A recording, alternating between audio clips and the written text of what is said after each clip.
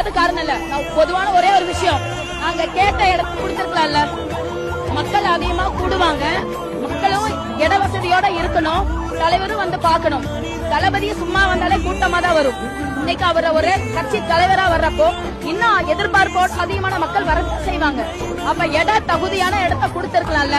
மற்ற கட்சிகள்ல நீங்க எல்லா இடத்துக்கு எவ்வளவு பெரிய இடத்தை கொடுக்கறீங்க. அப்ப தமிழக வெற்றி கழகத்துக்கு இடம் கொடுத்திருக்கலாமே, ஏன் கொடுக்க மாட்டேங்கிறீங்க? சென்னை ஹைகோர்ட்லயே எல்லா கட்சிக்குமே ஒரே மாதிரியான அனுமதி தான் கொடுக்கணும்னு சொன்னாங்க. ஆனா ஏன் தமிழக வெற்றி கழகத்துக்கு கூட கொடுக்க மாட்டேங்கிறீங்க? இன்னைக்கு எவ்வளவு ஆம்புலன்ஸ் போகுது. நாளைக்கு நியூஸ்ல என்ன போடுவீங்க? விஜய் வந்தாரு, அவர் வாட்டி பேசிட்டு போயிட்டாரு, அவரை பார்க்க வந்தனால மக்கள் எத்தனை பேர் அவதிக்கு விட்டாங்க, அதெல்லாம் ஒரு கண்ணுக்கு தெரியுமான்னு கேட்பாங்க. ஆனா இப்ப நான் பேசுறது எல்லாமே எங்க தலைவருக்கு அதுக்கு போகும்.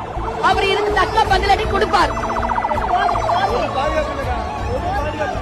இல்ல எதுக்கு வர்றாங்க, எதுக்கு போயிருந்தல அங்க பேர் கேட்ட வரைக்கும் ஆப்படி வச்சிருந்தாங்க. தலைவர் அதுக்கப்புறம் எப்படி பேர் கேட்க எப்படி ஆளு சொல்ல வந்துச்சு. எல்லாருமே அத்தனை ஆம்புலன்ஸ் உள்ள வரானுங்க. ஒரு ஆம்புலன்ஸுக்கு அப்புறம் எல்லாமே பிரச்சனை ஆச்சு. எல்லாமே ஒரு நிச்சயம் உள்ள ஒரு ஆம்புலன்ஸ் உள்ள இல்ல. என்ன பண்றானுங்க ஒருத்தனும்? போலீஸ் இருந்து ஒரு பாதுகாப்பு கொடுக்க முடிஞ்ச எத்தனை குழந்தைங்க உயிர் போயிடுச்சு தெரியுமா? எத்தனை பேர் மயக்க முடியாது. தண்ணி கூட கொடுக்க முடியல. எதுக்கு அப்படி மீட்டிங் திறந்து எதுக்கு கொடுத்தீங்க முதல்ல?